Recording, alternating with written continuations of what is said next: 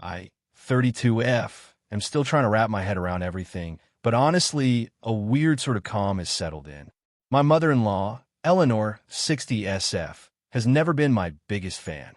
It's been 5 years with my husband, David, 34M, and she's made her disapproval known in 1,000 little ways. Passive-aggressive comments, forgetting I don't eat certain things, comparing me to David's exes. David usually just sighs and says, "That's just Mom." Thanksgiving was at her place. I was trying to help in the kitchen when Eleanor and her sister, Aunt Mildred, 60SF, went out to the back porch for a private chat. The kitchen window was slightly ajar. I wasn't trying to eavesdrop, but then I heard my name. Mildred. "Are you sure about this, Ellie?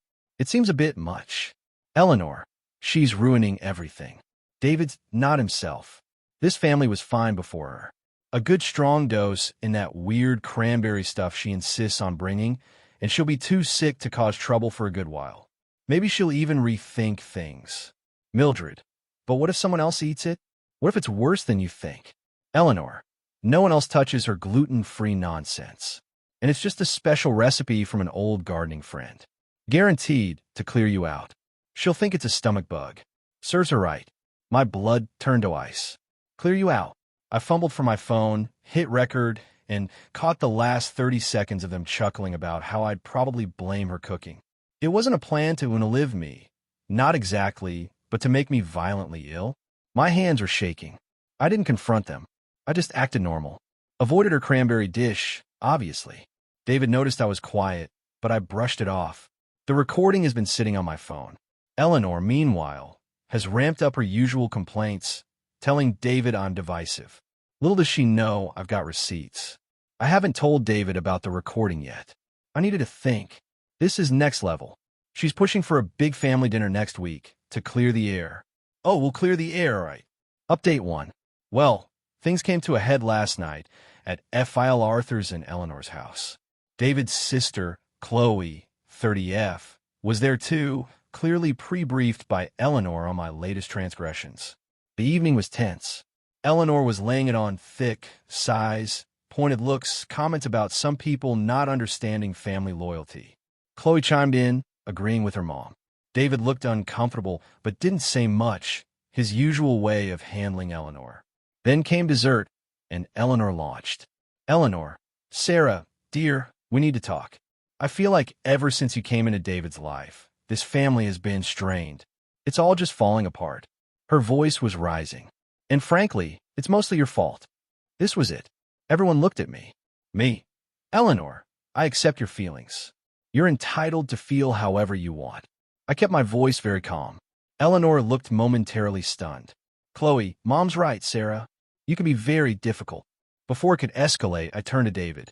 "Me? David, can we talk privately for a moment?" He nodded. We went into the study. "David, what's going on, Sarah? Are you okay?" "Me? Not really. There's something you need to hear." I played the recording. His face went from confused to shocked to absolutely furious. He listened to it twice. "David, they were going to poison you?" "With what?" "Me.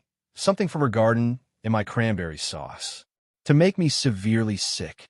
"David, that's not just her being difficult. That's criminal." He was shaking with anger. We went back to the living room. Eleanor, Arthur, and Qley were sitting there, Eleanor looking smug. "David," voice dangerously quiet, Mom.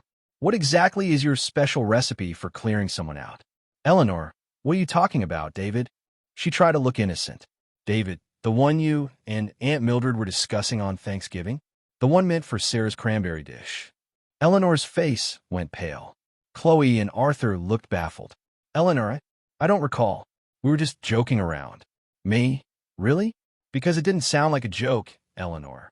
David pulled out his phone. "I have a recording of you and Mildred talking about it. About intentionally making my wife sick." "Eleanor, a recording? That's an invasion of privacy." "David, I can, and I am." "Dad, Qley, listen to this." He played it for them. Arthur looked horrified. Qley's jaw dropped. Eleanor started sputtering.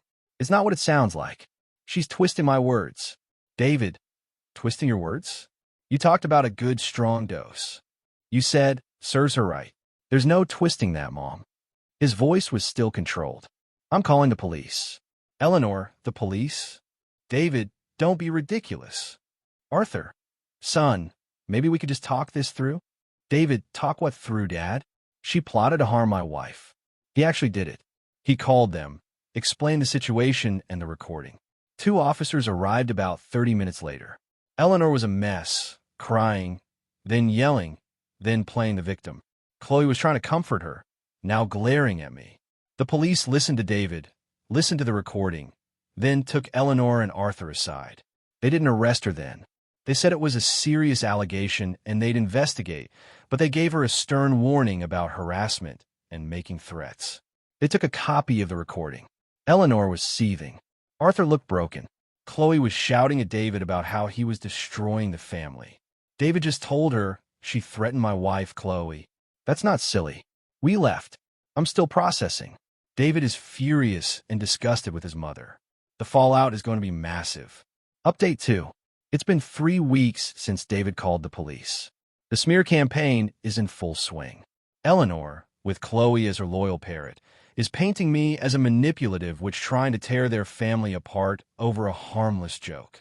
Qley has been vicious, posting vague but pointed things on social media about toxic in-laws and people who fake victimhood.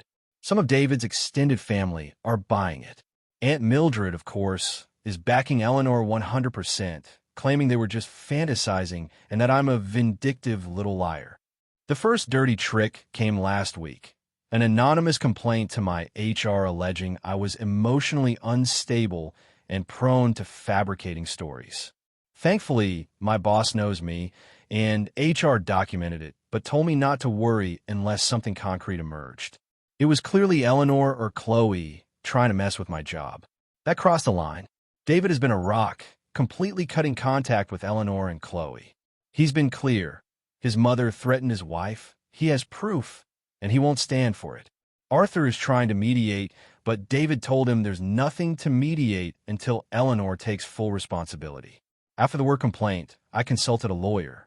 She reviewed the recording, which I had transcribed and notarized, and said we had grounds for a cease and desist for harassment and defamation, and potentially a restraining order. So, David and I, through our lawyer, sent formal cease and desist letters to Eleanor and Qley. The letters detailed their actions, included the notarized transcript, and warned of further legal action for any continued harassment or defamation. Their response? Predictable. Eleanor left David a tearful, rambling voicemail about how dare we threaten her, how the recording was faked or edited, and how I was a horrible, evil person. Qley texted David abuse, calling him a disgrace and me a gold-digging psycho. We saved everything and sent copies to our lawyer. David did some frantic research into Eleanor's gardening friend's recipe. Based on plants she grows, like castor beans or oleander, it seems her plan wasn't necessarily lethal, but to use their properties to cause a violent, prolonged, and incredibly painful sickness. The intent was clearly to cause significant harm, the clearing out she mentioned. This isn't about revenge. It's about safety and peace. She threatened me. She's trying to ruin my reputation and job. Final update. It's been about 4 months since the cease and desist letters, 6 months since Thanksgiving. Things have settled, but not how Eleanor hoped. Qley violated the C&D by posting a defamatory rant about me on a local community Facebook page. Our lawyer was on it immediately. A sharply worded update, threatening a restraining order and defamation suit if it wasn't removed within 24 hours with a public retraction, did the trick. The post vanished. The police investigation into the initial threat didn't result in criminal charges for attempted poisoning. Proving intent for a felony versus severe illness was a high bar without more. However, the recording, the harassment, the work call, and Qley's online activities were more than enough for a civil restraining order. We went to court. Eleanor and Qley fought it. Their lawyer argued the recording was inadmissible locker room talk, that I was hypersensitive. Our lawyer calmly presented the transcript, harassment timeline, HR complaint, and Qley's social media screenshots. The judge wasn't impressed with Eleanor's theatrics. She cried, claiming she loved me like a daughter.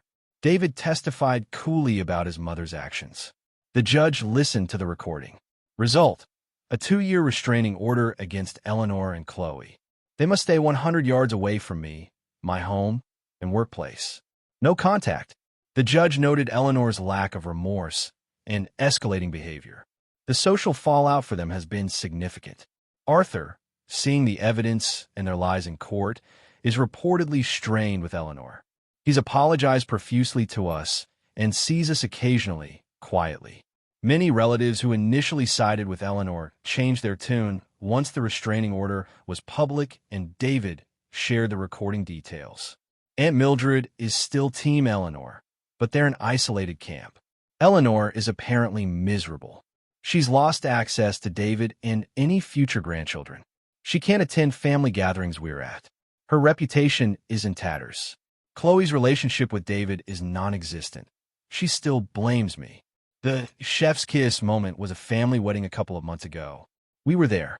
Eleanor and Qley were absent due to the restraining order. Several relatives offered support, glad the toxicity was dealt with. Seeing Eleanor's usual queen be thrown empty because of her own actions felt like justice. David and I are doing well. It was a horrible ordeal, but it made us stronger. We're focusing on our own peace. Our home feels lighter. Eleanor built her own cage. She wanted to clear me out. She's the one cleared out of our lives. She faced the direct, unavoidable consequences of her choices. Good riddance.